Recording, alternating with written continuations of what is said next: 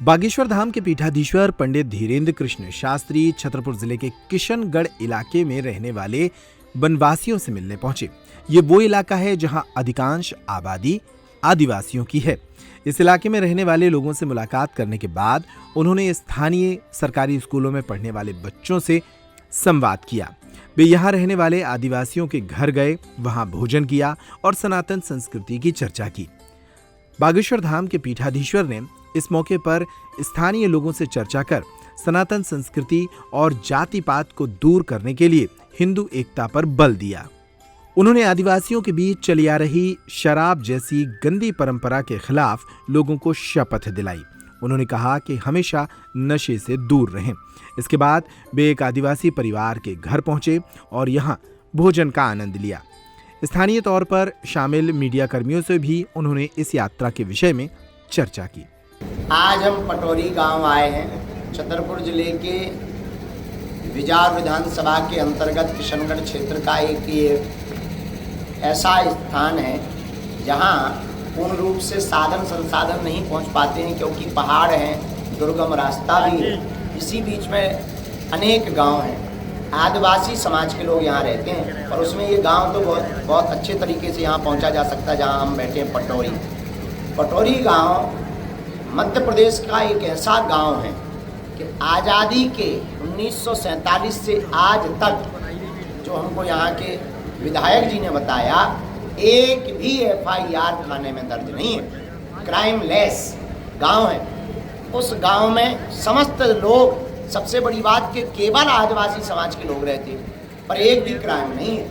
तो उस गांव से मिलने, पिछड़े और बिछड़े लोगों से मिलने, बड़े बड़े लोग तो हमसे मिल पाते हैं। अब हमने प्रण लिया है हिंदुओं को एक करने के लिए, जात पात को मिटाने के लिए, छुआछूत को हटाने के लिए भारत के गांव गांव में जाएंगे, गली गली में लोगों के पास जा करके लोगों को गले लगा करके हिंदुओं में एकता का परचम लहराएंगे। महाराज जी, क्या हिंदू एकता के लिए शास्त्रों का अध्ययन भी जरूरी है और क्यों प्रशासन इसमें व्यवस्था नहीं कर सकता है? क्या जिस प्रकार से नगर से चल रहे हैं? शास्त्रों के अध्ययन के बिना आप धर्म विरोधियों से नहीं लड़ सकते।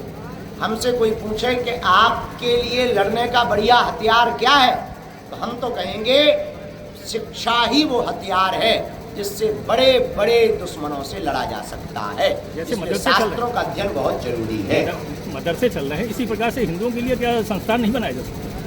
हम भारत सरकार और भारत के सभी मठ मंदिरों के मठाधीश आचार्य पुरोहितों से हम ये प्रार्थना करना चाह रहे हैं कि प्रत्येक बड़े बड़े मंदिरों के स्थान पर एक एक गुरुकुलम और एक एक गौशाला की अगर पद्धति प्रारंभ कर दें तो शिक्षा के द्वारा शास्त्र भी सुरक्षित रहेंगे, संस्कृति का भी प्रचार होगा और गौ माता भी सुरक्षित रहेगी।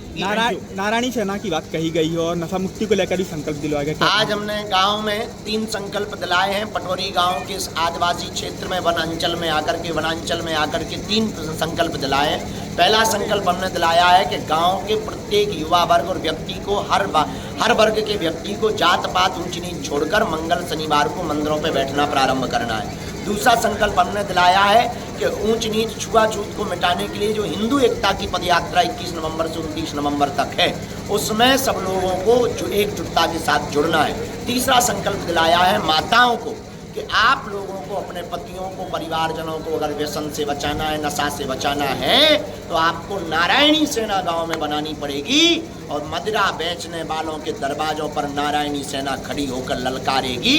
तो नशा, व्यसन, दारूखोरी गांव का बंद होगा, गांव का विकास होगा तो क्षेत्र का विकास होगा, क्षेत्र का विकास होगा तो जिले का विकास होगा, जिले का विकास होगा तो प्रदेश का विकास होगा, प्रदेश का विकास होगा तो देश का विकास होगा। धन्यवाद।